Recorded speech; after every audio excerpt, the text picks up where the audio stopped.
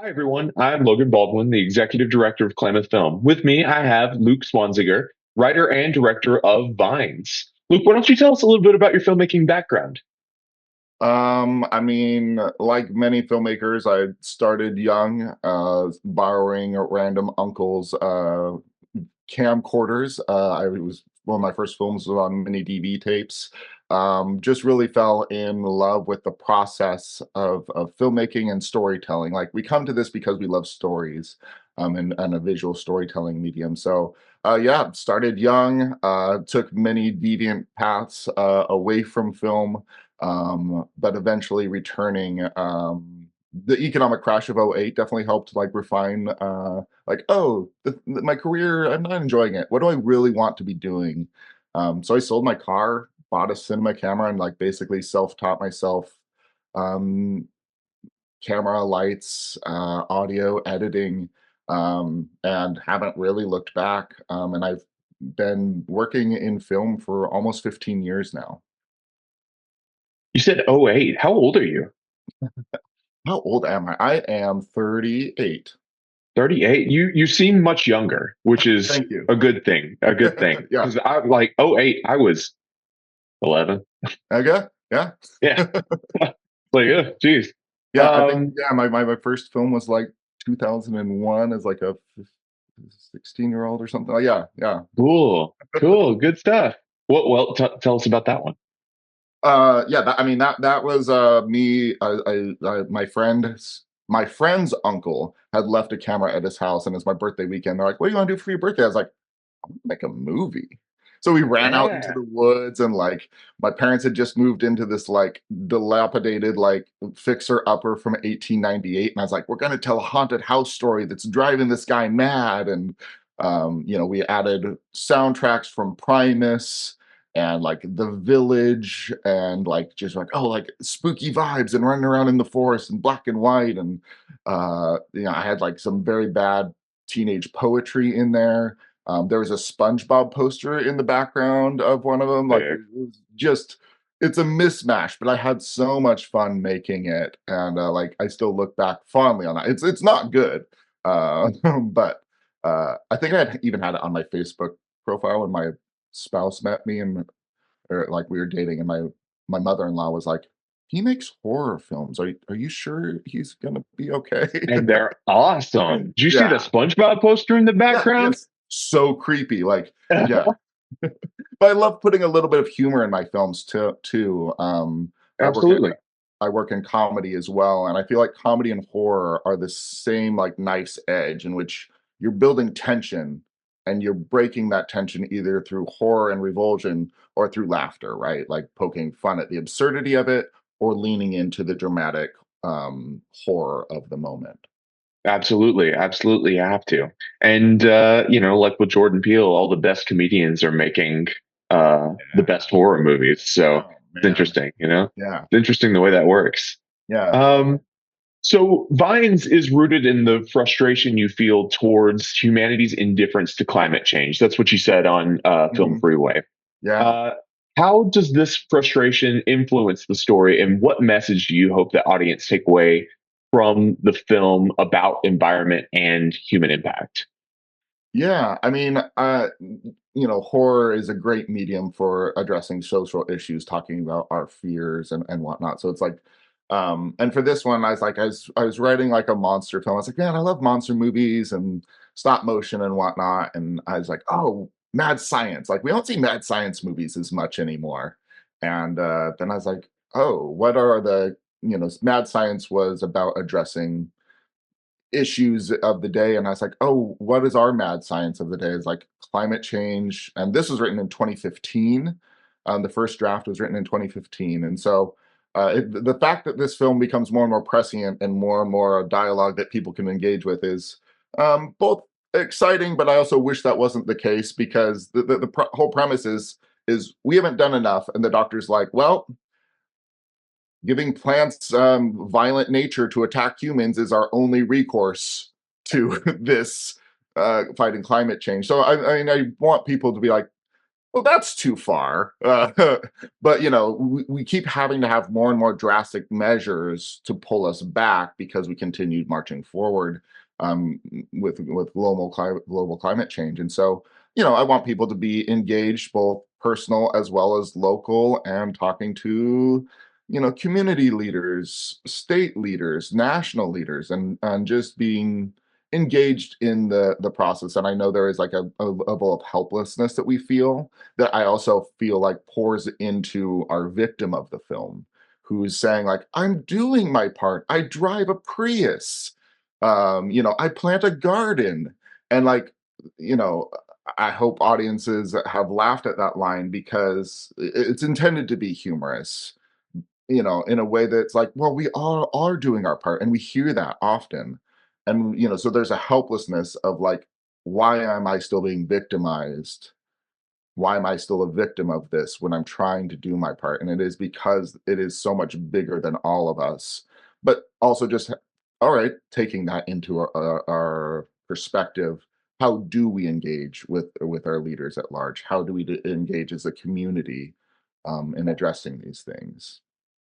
Right, totally. And it's not just, just because you think you might be doing your part, because you drive a Prius, it's also on you to help rally and get everybody to make sure they're doing their part. Yeah. Because otherwise, you're not making a difference, just the one person doing the one thing. We need to help get everybody, right? So, Yeah. It's about yeah, collective power. Absolutely, absolutely. Um, Vines, it features a variety of practical effects from stop motion, puppetry to prosthetics. Can you talk about your decision to focus on the practical effects and how it contributed to the overall atmosphere? I mean, I just love the tactile function of effects. And people say like, I hate bad CGI, and that's a little bit of a toupee effect of like, you don't know. I don't know if you're aware of the toupee effect, but it's basically, I've never seen a toupee I like. Well, that's because there's toupees that are good and you don't You notice don't know them. what they are. Yeah, Yeah, and totally. so there is good CGI, and so like this is not a slight to that industry or that part of filmmaking at all. We utilize some, but I think there's just something charming about that style of filmmaking, and also for the actors to have something tactile to interact with and act against. We have a human. We put a human in a creature costume and had them crawl across the floor. And could we have gotten more natural movement with CGI or something? Maybe, but my actor would have been acting against a green screen, and so on set we could feel that terror of just like like a hulking thing lumbering towards you, and the slap and the growl and the screeching of a human on set. You those performances, they matter. There's something there, and we can't always put a finger on it. But I wanted to put as much in front of the actors instead of being like, "Hey, pretend there's a bunch of plants on your face." We're putting a bunch of plants on your face. Yes. You feel that weight on your face, as we were gluing that on, and it took that actor, hours of application. But it also really transmits that change where the actor doesn't have to pretend as much and just be. Right, absolutely. How about those prosthetics? How long did it take to apply, something like that? Man, I mean, I feel like it was 4 to 5 hours probably. And we're um low budget. We had a small budget, but we are low budget, and so like some of those effects were like the first time we were seeing them was on set, so we'd go and like tweak a couple things. We did like green veining throughout his face. That like we I was like, all right, let's back that off a little bit. We came to set and I was like, all right, let's take another half hour, let's back that off. It looks too cheesy, like so we're like walking that line and adjusting on the day of. Sure. And so yeah, but yeah, for our actor, we had to look at our call times and be like, well, if everyone's here at 8, that means that Joel, our victim, has to be in the chair at 4. And Yes. and so just like all of those extra considerations too of like there are some of our team members are having to put in longer and different hours too, where it's like, all right, if he's in the chair at the 4, we're gonna have some hours at the end where he's out, where we can still film, and just doing that scheduling dance that these practical things take time, but also 4 hours on the day of would be 80 hours of CGI, you know? Yes, And absolutely. so, as much practical, like fix it in fix it into production. Don't push those things to post because we're still in post production for a long time because of still some of the other things we did, that the CGI that we did end up utilizing and the stop motion took a lot of time to just make sure that all looked right. Right, absolutely.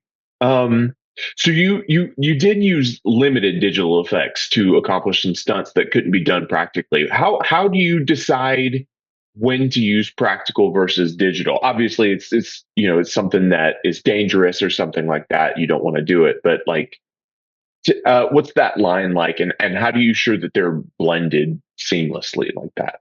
Yeah. I mean, sometimes it's a hope and a prayer. Sometimes it's, it's like, oh, I think this is gonna, like I hope this one works because we had talked about the eyeball sequence. We're like, all right, this is where we shift from to digital thing. I talked with my team. I'm like, do we build a practical eyeball and do like that, like, and here's the eye, and like it goes like push something into an eyeball, very, and that pushed us into like slightly cheesier territory. And I was like, I think this moment is CGI, right? I want to Mhm. have the actor's eyeball. Like we could have done a life cast and put like a glass eye in and made it as real as possible. But I think there was something about like watching a human blink and like Right. react that like Yep. even if we were like holding a model and like moving it around, it would have Yeah. taken us out. And this a lot changed about the script as we went into production. Production concerns, like I said, I wrote in 2015. We Mhm. didn't film until 22. But like that eyeball sequence, I'm like, this is the core horror image of this project. That like Yeah. things can shift and change, and that scene always gets a groan from the audience because we telegraph to the audience that this is going to happen, so people know. And I think that dread of knowing and still the inevitability of it is what causes such a visceral reaction from audiences. Yeah, I agree. I think you pull that off pretty well. Um, how do you approach directing creature performances to make them both terrifying and believable? Yeah. For this creature, there was so much happening off screen, and we kept for once we get to the human size, wanted to put a human creature in, and we talked about like, do we make a stop motion creature and do that? And I was like, I'd love to have a human performer in the space, just like a bit bulkier. And it was a matter of like trusting them, tweaking. We ended up, we had measured and had the creature costume fitted for the person, but once they put it on, they're like, I can't move my arms. And I was like, oh no. So on the day of, we are like, all right, let's look how can we create more mobility. I was like, well, it looks like there's more room on the back. What if we flip it completely backwards? So they ended up wearing the costume backwards on the day of. No way. Yeah. Cool. Yeah, and we're just like, "All right, let's give you some more mobility so you can, like, crawl and move," and we're like, "Do we put you on a dolly and slide you across the floor?" And they're like, "Nope, I wanna be able to move," like, and she's like, "What if I just get up and do a bear crawl?" So a lot of it was, like, discovery on the day of. Again, if we had a big budget, we'd be rehearsing for a week before, but, like, a lot of this was discussions before putting the costume on the day of because we're making it up Mhm. until we were shooting, and then just having those discussions like, what are you bringing to it, and they're like, am I vocalizing at like a high frequency, at a low frequency, and she's like, we're like, plants operate at a high frequency, and so she's like screeching and bear crawling, and just letting them inhabit it. And then it's just like nudging. Like when you have good actors, when the actors are well cast and well acquainted with the project, it's really just a little bit of nudging, and like if you have to stop and pause, everyone's on board for that. But my favorite is when like we're like all on the same page. And a lot of that's in pre-production of casting, of finding the folks that meet that vision before you even enter production. Right. That perfectly leads into my next question because I thought the performances were phenomenal here. What was that casting process like, and how did you bring those performances out? So you said not a whole lot of rehearsal prior. Was there a lot of meetings prior with each individual, or? No, and I've done acting as well, and like I know so many actors operate very differently, and I try to meet actors where their needs are. Mhm. So I have those conversations at the top, like as an actor, what do you need? What do you want? What do you crave? And then balancing that with the needs of the production, right? Like sometimes the actor is like, oh, I want to discover it all on set. And I'm like, all right, I respect that. Can we have a rehearsal? Like if we have space for rehearsal, can you give me 2 rehearsals or something like that? And or like have 1 or 2 table reads or something like that. So we did have a table read, for cast and crew, so because the crew needs to see the shape of the piece off page, right? They need to see Right. that, "Oh, what these actors are bringing," and then I can have a conversation after a table read. So we made sure we did have a Zoom table read. This was filmed in, 22, so COVID was still a concern. A lot of this pre-production was Zoom meetings. There was a collaborator I hadn't met until a recent film festival. I was like, "Oh my gosh, it's you." So some of this was just all done over Zoom. But yeah, when we were in pre-production, which we were in for a long time, for a variety of reasons, which was honestly good. It gave me space to be like, all right, who do I need? Who do I want? And so I was just like, at one point we were going to film in 21, and my main producer Sofia Vidal got hired on Del Toro's Pinocchio, and she's like, uh, "Let's kick to next year because I'm going to be busy for the next 8 months." And I was like, "All right." I mean, That's it's a pretty good excuse, I it's a guess. pretty good excuse. Yeah.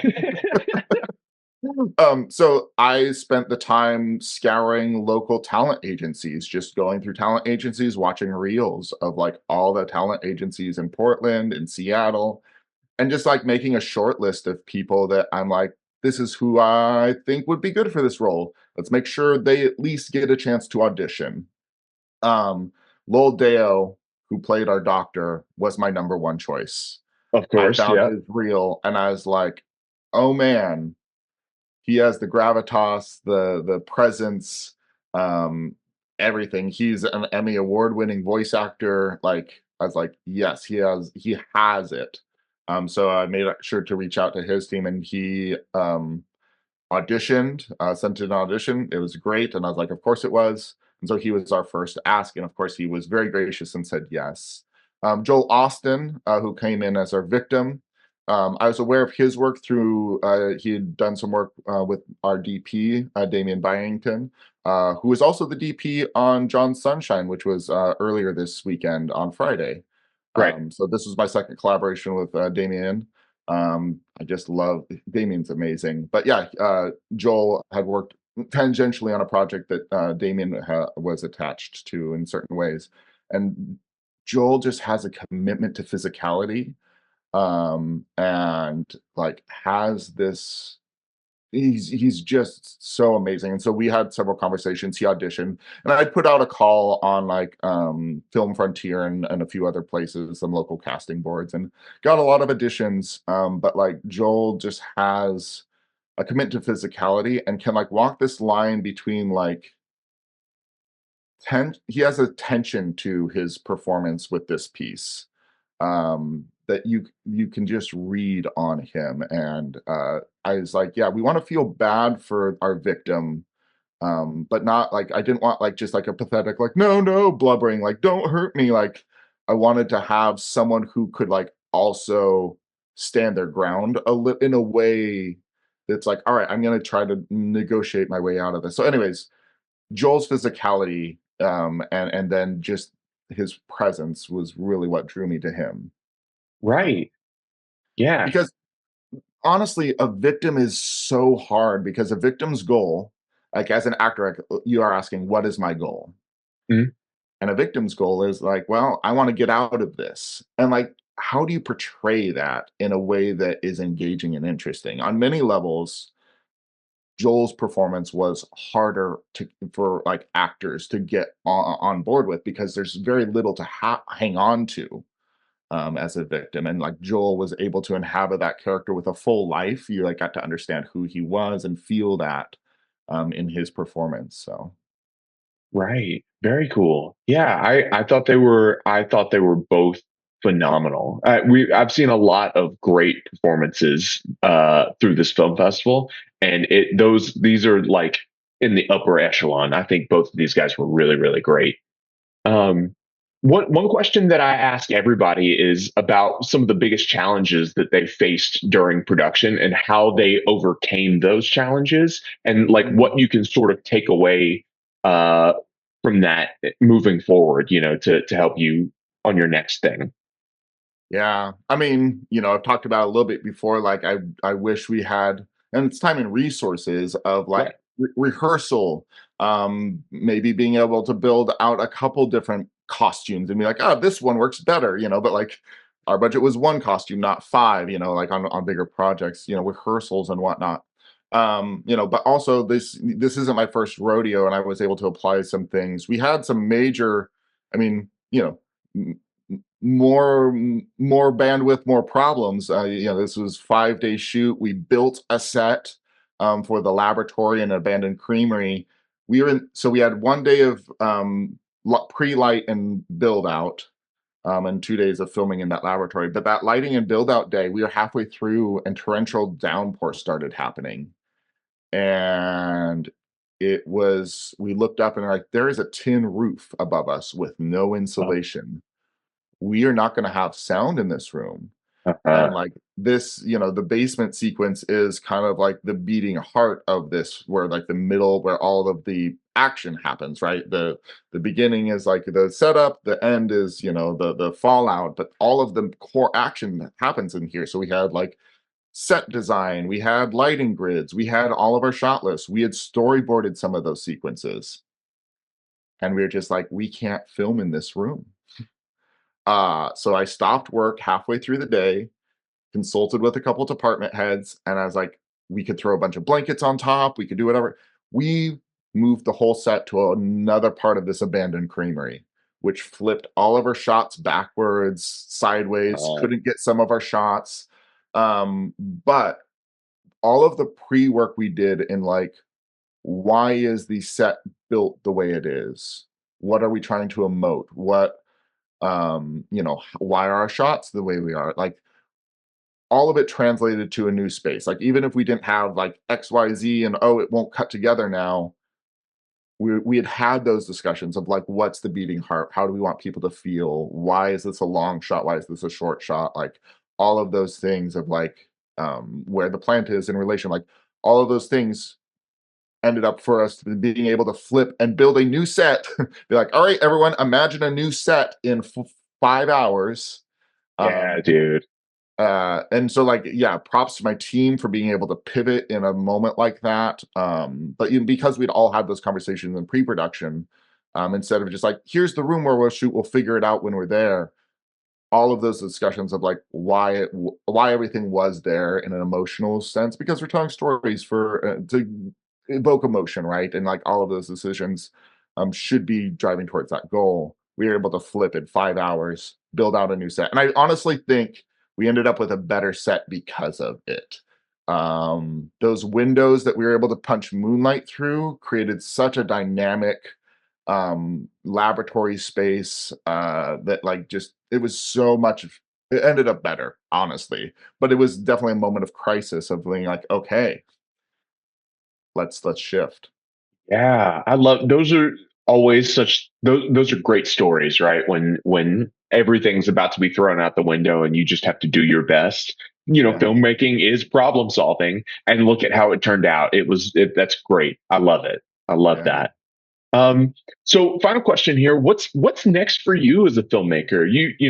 We saw John Sunshine Mhm. last night, 2 nights ago.